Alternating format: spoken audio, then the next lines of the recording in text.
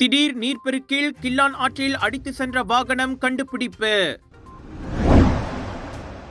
எக்ஸையில் இழப்பை சந்தித்தது, ஆயிரக்கணக்கான பயனர்கள் பாதிப்பு. தேசிய முன்னணியில் இருந்து வெளியேறும் மாய்காவின் முடிவை மதிக்கிறோம். சிராசில் பாலியில் சீர்கேடு மற்றும் தவறான மசாஜ் சேவை, 18 வெளிநாட்டவர் கைது. கிணற்றில் பேய் என அஞ்சினால் சிக்கி தவித்திருந்தது மாடு, வெற்றிகரமாக மீட்ட மீட்பு குழுவினர்.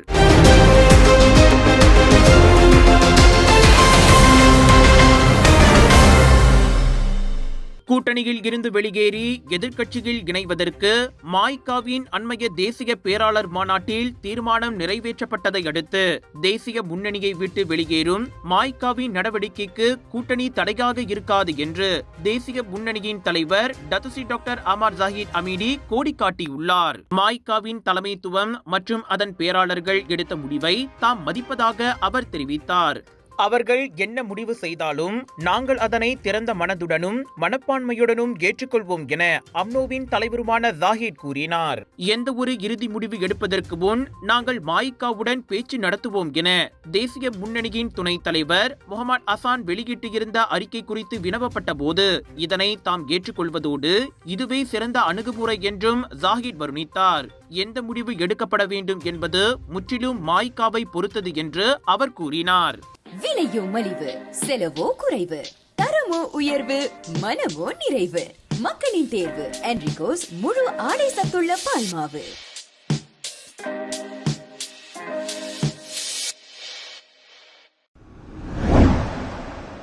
சமூக ஊடக தளமான எக்ஸ் நேற்று செயல் இழப்புக்கு உள்ளானதை தொடர்ந்து உலகளவில் ஆயிரக்கணக்கான பயனர்களை பாதித்ததாக செயலிழப்பு கண்காணிப்பு தளமான downdetector.com தெரிவித்துள்ளது. மலேசியா நேரப்படி இரவு 7:18 மணி முதல் இரவு 8:18 மணி வரைக்கிடையே எக்ஸ் பயனர்கள் தளத்தில் சிக்கல்களை எதிர்கொண்டதாக தரவு காட்டுகிறது என்று துர்க்கியின் அனடோலோ செய்தி நிறுவனம் தெரிவித்தது. கிளவுட்ஃப்ளேரில் ஏற்பட்ட தொழில்நுட்ப கோளாறால் இந்த செயலிழப்பு ஏற்பட்டது. இதுவரை பயனீட்டாளர்களிடம் இருந்து 1000க்கும் மேற்பட்ட புகார்கள் பெறப்பட்ட போதிலும் எக்ஸ் தளம் எந்த ஒரு பதில் அல்லது அறிக்கையை வெளியிடவில்லை. New Skechers Aeroburst, running shoes that push the laws of aerodynamics. It all starts with Skechers Hyperburst technology, supercritical foam that gives Aeroburst unbelievable response and propulsion, plus a carbon-infused H-plate that returns more energy. Skechers Aeroburst. நேற்று முன்தினம் கடுமையான மழையால் ஏற்பட்ட திடீர் நீர்ப்பெருக்கில் பிந்தாசான் சலோமா அருகே கில்லான் ஆற்றில் அடித்து செல்லப்பட்ட 4 சக்கர வாகனம் இன்று காலை கண்டுபிடிக்கப்பட்டது. தேடுதல் மற்றும் மீட்பு நடவடிக்கைகள் இன்று காலை மீண்டும் தொடங்கிய 1 மணி நேரத்திற்குள் SAR குழுவினர் வாகனத்தை கண்டுபிடித்தனர். தேடுதல் மையத்தில் இருந்து சுமார் 200 மீட்டர் தொலைவில் அது கண்டுபிடிக்கப்பட்டு DBKL கிரேன் உதவியுடன் ஆற்றில் இருந்து தூக்கப்பட்டது. மீட்பு குழுவினர் நேற்று 20 கிலோமீட்டர் நீளத்தில் ட்ரோன், படகு மற்றும் K9 மோப்ப நாய்கள் மூலம் தேடினர். இந்நிலையில் சம்பவத்தில் காணாமல் போன நபரை தேடும் நடவடிக்கைகள் தீவிரப்படுத்தப்பட்டுள்ளன. சிராஸ் தாமன் மிஹார்ஜா பகுதியில் நேற்று நடைபெற்ற சிறப்பு சோதனையின் போது தவறான முறையில் மசாஜ் சேவை மற்றும் பாலியல் சீர்கேடு செயல்களில் ஈடுபட்டதாக சந்தேகிக்கப்படும் 18 வெளிநாட்டு ஆண்களை மலேசிய குடியுரிமைத்துறை கைது செய்தது. இந்த ஒழுங்கற்ற சேவைகள் புலனம் மற்றும் டெலிகிராம் போன்ற சமூக ஊடகங்களில் விளம்பரப்படுத்தப்பட்டு ஒவ்வொரு சேவைக்கும் 200 முதல் 800 ரிங்கெட் வரை ஆன்லைனில் கட்டணம் வசூலிக்கப்பட்டுள்ளது என்று குடியுரிமைத்துறை தலைமை இயக்குனர் டத்தோ ஜக்கரியா ஷபான் கூறினார். கைது செய்யப்பட்ட 18 பேரில் 16 பேர் மியன்மார் நாட்டையும், ஒருவர் வியட்நாம் மற்றும் மற்றொருவர் இந்திய நாட்டை சேர்ந்தவர்கள் என்பது குறிப்பிடத்தக்கது. இத்தகைய தகாத சேவைகளை வழங்கியது மட்டுமல்லாமல் தற்காலிக வேலை அனுமதி வைத்திருந்தல், சமூக வருகை பாஸை கொண்டிருத்தல், நாட்டில் அதிக காலம் தங்கியிருத்தல் மற்றும் செல்லத்தக்க ஆவணங்கள் ஏதும் இல்லாமல் இருத்தல் போன்ற குற்றங்களும் கண்டறியப்பட்டன.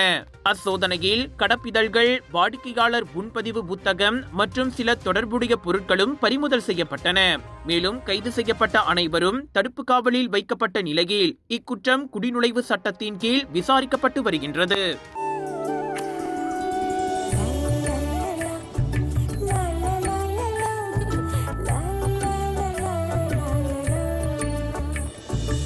என்ன நம்பிக்கையும் நிறைவேறணுங்கிறது தான் ஏன் பிரார்த்தனை. ஜெட் பிளாக் 3-in-1 ஊதுபத்தி, அசல் 3-in-1 ஊதுபத்தி. பிரார்த்தனை கைகூடும்.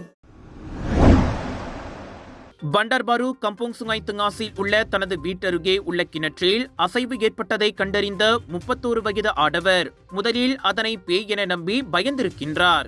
ஆனால் அருகில் சென்று பார்த்தபோது கிணற்றில் விழுந்து சிக்கி தவித்துக் கொண்டிருந்தது ஒரு மாடு என்பதை அவர் பின்புதான் உணர்ந்திருக்கின்றார்.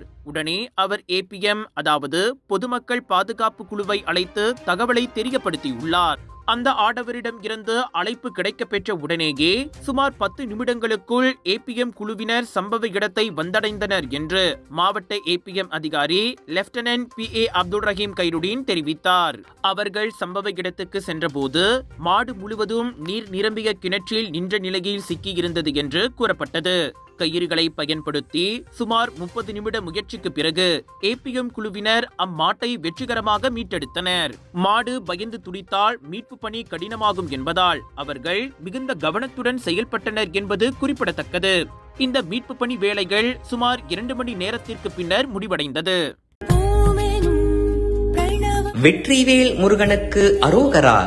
சமயம் சார்ந்த சொற்பொழிவுகளை கேட்க காத்திருக்கும் அன்பர்களா நீங்கள்? இதோ உங்களுக்காக சமய மாநாடு 2025 ஜொஹோர் குலுவாங் தமன் பிர்சாத்து ஸ்ரீ வேல்முருகன் ஆலயத்தில் சமய மாநாடு நடைபெற திருவருள் கூடியுள்ளது. உடல் மற்றும் மன ரீதியாக எந்தவித குறைகளும் இன்றி இருப்பவர்களே வாழ்வில் முன்னேற்றமடையாததற்கு 1000 காரணங்களை சொல்லும் பொழுது கற்றல் சிரமம் மற்றும் வளர்ச்சி தாமதத்துடன் பிறந்த மலேசியர் ஒருவர் இன்று ஆசிரியராக உருவாகி இருப்பது பெரும் சாதனை என்றுதான் கூற வேண்டும். 10 முறை SPM தேர்வையும் 2 முறை STPM தேர்வையும் எழுதிய அவர் பல வருட போராட்டங்களுக்கு பின் தனது 37வது வயதில் ஆசிரியராக நியமனம் பெற்றிருப்பது அனைவருக்கும் பெரும் ஊக்கமாக உள்ளது. சிறுவயதில் இருந்தே பேச்சு மற்றும் தகவல் புரிதலில் சிரமத்தை எதிர்நோக்கி இருந்த அவருக்கு பள்ளியில் உடல் மற்றும் மனதளவில் சவால்கள் மற்றும் பகடி வதைகளுக்கு ஆளாகியிருந்தார். ஆனால் கல்வியை தொடரும் உத்வேகத்தை மட்டும் அவர் என்றுமே கைவிடவில்லை.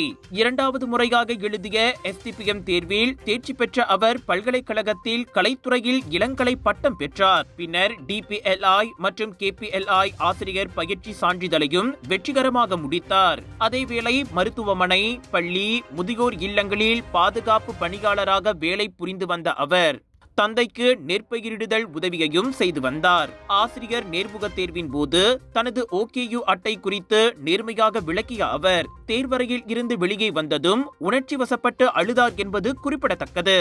37வது வயதில் பெற்ற இந்த ஆசிரியர் நியமனம் அவரது குடும்பத்தையும் சமூக ஊடகத்தில் அவரது கதையை பாராட்டி வரும் ஆயிரக்கணக்கான மக்களையும் பெருமைப்பட வைத்துள்ளது. முயற்சி, குடும்ப ஆதரவு இருந்தால் எந்த தடையையும் உடைத்தெறிந்து வாழ்வில் முன்னேற்றமடைய முடியும் என்பதற்கு இவரே தக்க சான்றாவார்.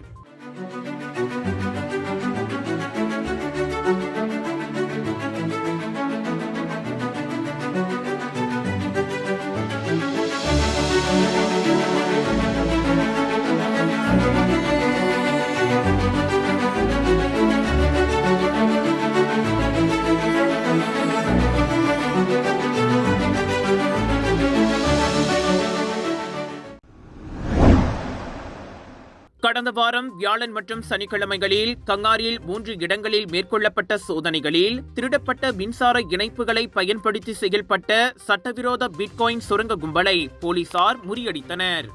இந்த சோதனையில் 4 லட்சம் ரிங்கெட்டுக்கு மேலான மதிப்புள்ள கணினிகள் உட்பட பல்வேறு பிட்காயின் சுரங்க உபகரணங்கள் பறிமுதல் செய்யப்பட்டன. மாவட்ட குற்ற புலனாய்வு பிரிவு, கொலபெர்லிஸ் போலீஸ் நிலையம் மற்றும் கிடா பெர்லிஸ் கடல்சார் புலனாய்வு பிரிவு ஆகியவற்றை கொண்ட கங்கார் மாவட்ட போலீஸ் தலைமையகத்தின் அதிகாரிகளால் இந்த சோதனை மேற்கொள்ளப்பட்டது. தெனாகா நேஷனல் பிரிகாட் இழப்புகளுக்கு எதிரான சிறப்பு நடவடிக்கை குழு போலீஸ் சோதனைக்கு உதவியதோடு கொலபெர்லிஸ் மற்றும் கங்கார் பகுதிகளில் உள்ள TNB விநியோகத்தில் இருந்து திருடப்பட்டதாக சந்தேகிக்கப்படும் சந்தேகத்திற்கிடமான மின்சார பயன்பாடு குறித்த தகவலும் கிடைத்ததாக பெர்லிஸ் மாநில போலீஸ் தலைவர் டத்து முகமது அப்துல் ஹலீம் தெரிவித்தார். கொலப்பெர்லிஸில் மரீனா விற்பனை மையத்தில் உள்ள ஒரு கடை வீடு, கங்கார் ஜயா, தாமான்புத்ரா உத்தாமாவில் உள்ள 2 கடை வீடு ஆகியவற்றில் மேற்கொள்ளப்பட்ட சோதனைகளில் கணினி சாதனங்கள் உட்பட பிட்காயின் தயாரிக்கும் 40 இயந்திரங்கள் மற்றும் 4,21,690 ரிங்கெட் மதிப்புள்ள இதர பொருட்கள் பறிமுதல் செய்யப்பட்டதோடு 20 வயதுக்கு மேற்பட்ட ஆடவனும் கைது செய்யப்பட்டதாக முகமது அப்துல் ஹலீம் தெரிவித்தார். அந்த 3 கடை வீடுகளும் பிட்காயின் தயாரிப்புக்கு திருட்டுத்தனமாக மின் விநியோகத்தை பயன்படுத்தியிருப்பதால் தெனாகா நேஷனலுக்கு மாதந்தோறும் 1,50,000 ரிங்கெட் இழப்பு ஏற்பட்டதாகவும் கூறப்படுகிறது. எல்லா நோய்களுக்கு முக்கிய காரணம் ரத்த ஓட்டம் சரியா இல்லாததுங்க. குறிப்பா தலைவலி, உடம்பு வலி, கால் மறுத்து போறது, வசதியா இருக்கிறது, மூச்சு திணறல் மற்றும் பல. இதை நீங்க இப்படியே விட்டுட்டீங்கன்னா ரத்த கொதிப்பு, இனிப்பு நீர், இருதய சம்பந்தப்பட்ட நோய் மற்றும் பல நோயெல்லாம் வர ஆரம்பிக்கும். டெஸ்லி டென்ஷன் ரத்த ஓட்டத்தை சீராக்கிடும். இது நவீன முறையில தயாரிக்கப்பட்டது. 10 ஆண்டுகளா மலேசியால பயன்படுத்துறாங்க. டெஸ்லி உங்கள் ஆரோக்கியத்தின் நண்பன். கேரளாவின் சபரிமலையில் மண்டல மற்றும் மகரவிளக்கு பூஜைகளுக்காக ஐயப்பன் கோயில் நடை திறக்கப்பட்டுள்ள நிலையில் நிரம்பி வழியும் கூட்டத்தில் சிக்கி பெண் பக்தர் ஒருவர் பலியாகி உள்ளார். கடும் கூட்ட நெரிசலில் சிக்கி மூச்சுவிட முடியாமல் மயங்கி விழுந்து 58 வயது அம்மாது உயிரிழந்தார்.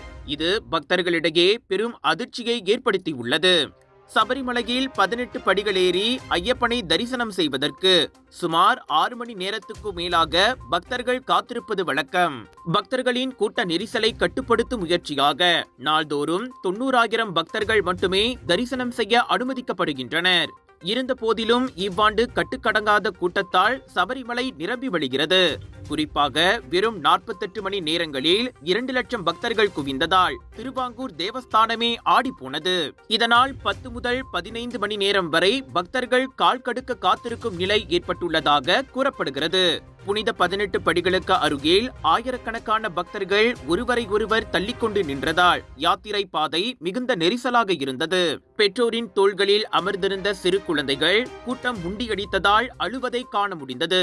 போலீசார் குவிக்கப்பட்டிருந்தாலும் பக்தர்கள் பலர் தடுப்புகளை ஏறி குதித்து கடந்தனர். இப்படி மணிக்கணக்கில் நிற்கும் தங்களுக்கு குடிக்க தண்ணீர் கூட கொடுக்கப்படவில்லை. கழிப்பிடம் உள்ளிட்ட அடிப்படை தேவைகளும் படு மோசமாக இருப்பதாக பக்தர்கள் குறைப்பட்டு கொண்டனர். சிலர் கூட்ட நெரிசல் காரணமாக ஐயப்பனை தரிசனம் செய்யாமலேயே திரும்பி சென்ற சம்பவங்களும் அரங்கேறியுள்ளன. இந்நிலையில் சபரிமலை செல்லும் மலேசிய ஐயப்ப பக்தர்களும் இதுபோல பிரச்சனைகளில் சிக்கிக் கொள்ளாமல் இருக்க பயணத்தை முறையாக திட்டமிடும்படி கேட்டுக்கொள்ளப்படுகின்றனர்.